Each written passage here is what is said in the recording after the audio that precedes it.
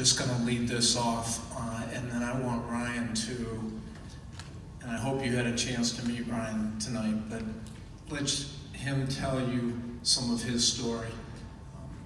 Ryan, this camp means everything to him. It means everything to our family. I am now thrilled to be on the board, but we've been part of this organization for 20 years.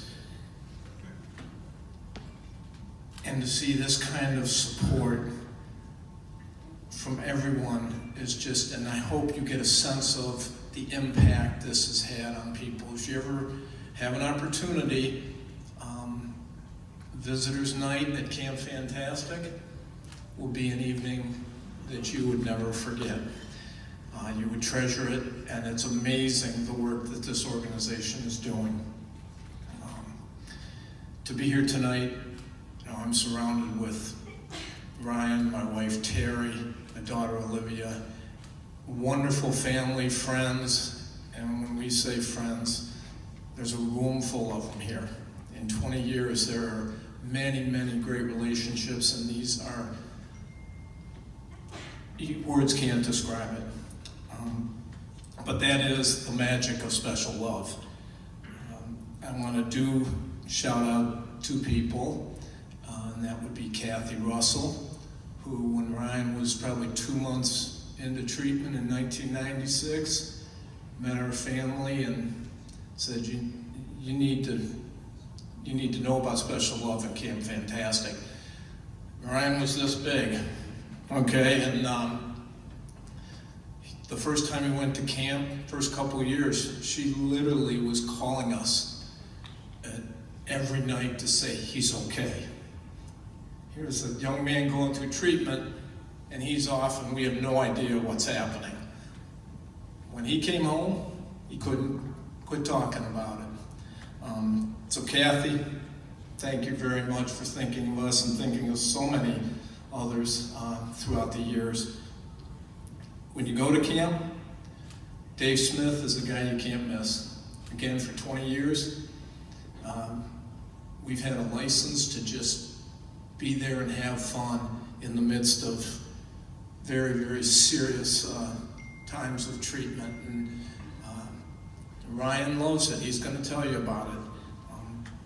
But then again, that is the community, and thank you all so much for being here. And I want to congratulate Jay Robinson and Mark Mosley, because you see the passion that folks have for this.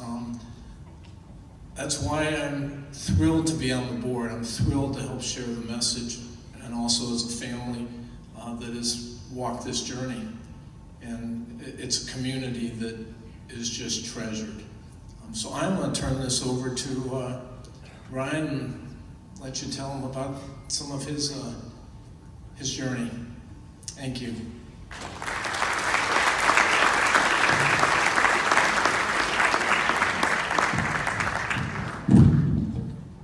Good evening. If my voice is a little raspy, so I've been sick the last couple of days. All the pollen and everything's getting to me. So I'm going to start with my story. On October 17th, 1996, my life changed forever. My family received the horrible 4 words any parent could ever hear. Your child has cancer. Little did I know how much my life would change at that exact moment. I was diagnosed with acute lymphoblastic leukemia. Shortly after my diagnosis, I started very intense chemotherapy and radiation. For 3 years and 3 months, I was in and out of the hospital receiving chemo, blood transfusions, platelets, and everything in between. I beat cancer and was announced in remission on December 30th, 1999. I relapsed on September 22nd, 2000. Just a short 8 months later, the same cancer came back. I was treated under the same protocol as the first time. That means more chemo, more blood, and more platelets. Being in the hospital became normal. No child should ever have the hospital become a normal place. I went through treatment and was treated for 2 years and 2 months. It was declared back in remission on December 31st, 2002. I was in the clear for about 17 months, and I relapsed once more. On June 2nd, 2004, I was treated under a relapse protocol to get into a sound remission before a bone marrow transplant became my last hope. I eventually became healthy enough to receive my life-saving, unrelated bone marrow transplant at Duke University Hospital on November 3rd, 2004. The name was Scott Harris, a guy in New Jersey who joined the bone marrow registry in college because they were giving away free pizza and cookies. At that very moment, I was cancer-free, but that's only the beginning.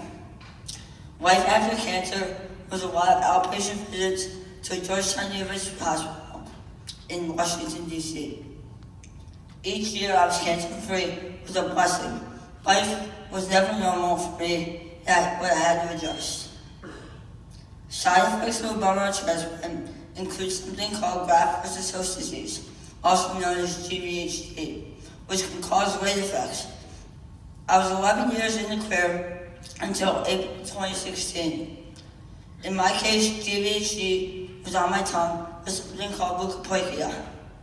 I was devastated with the news that squamous cell carcinoma was found on my tongue. I had surgery on May 27, 2016, and it included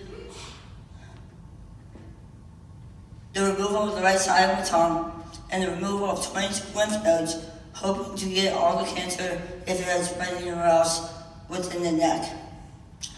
After surgery, I had to relearn how to eat, how to talk, and how to drink. A few months later, I had a CAT scan in early October 2016. I went to go see the doctor, and he reviewed the scans. We got the news that the same cancer that was on the right side of my tongue was now on the left side. Now let me tell you how rare it is to have the same cancer affect both sides of the tongue. I am 1 in 2 billion to have this. My surgeon wanted to operate as soon as possible, and surgery was scheduled for December 1st, 2016. The results of that surgery, and it showed no malignancy on the left side of my tongue. But with my prior history with cancer, my doctor wanted to make sure it didn't spread to any of the lymph nodes on the left side of my neck. I had 15 lymph nodes removed, and they all came back negative. That was fantastic news to hear, and that news made me a 5-time cancer survivor. Camp was special in 2016. After coming off a major surgery where the doctor said I was crazy to think so far ahead, I was going to make it to camp no matter what. Camp Fantastic and the Blue Ridge Mountains are a match made in heaven. Camp Fantastic is the best week of the year. I'm amazed year by year the stories campers tell me about their battles with cancer and the bonds made in that week. Special Love has been nothing but supportive for myself and my family. My family and I started attending camp weekends when the Under 7 program was still around, and gradually got more involved as the years went on. From spring family weekend, my sister attending brass camp and having the support system from other siblings who have a brother or sister at home with cancer to Oktoberfest. There's always something great special love song. There aren't enough words for what special love means to me. I would say that they helped me realize it's okay to be different. It's okay not to have hair. They truly helped me shape who I am today. I have met some of the greatest people through Camp Fantastic and Special Love and continue those relationships where they left off. Today I volunteer with Special Love at weekends in Camp Fantastic because I know what it's like to be in the camper's shoes. I volunteer for those who volunteered for me while I was a camper. I have come to know many great people through the years throughout this organization. They have become a second family. Former counselors always told me they get more out of camp than we do as campers. Being on the other side, I finally realized he was right. Our hearts are so full when the campers leave, knowing they have had a week they will never forget. Thank you all for allowing me to share my story tonight.